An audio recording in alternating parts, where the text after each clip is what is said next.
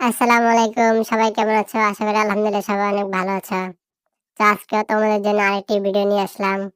সেটা হচ্ছে রাঁধুনি রেডিমিক্স মেজবানির মাংসের মসলা। তোমরা অনেকেই মাংস রান্না করো কিন্তু মাংসের টেস্ট পাও না। এটা হচ্ছে মেজবানি। যারা মেজবানির মাংস রান্না করো তাদের জন্য এই ভিডিওটা। তোমরা অনেকেই বাসায় মেজবানির মাংস রান্না করো কিন্তু মাংস মজা হয় না।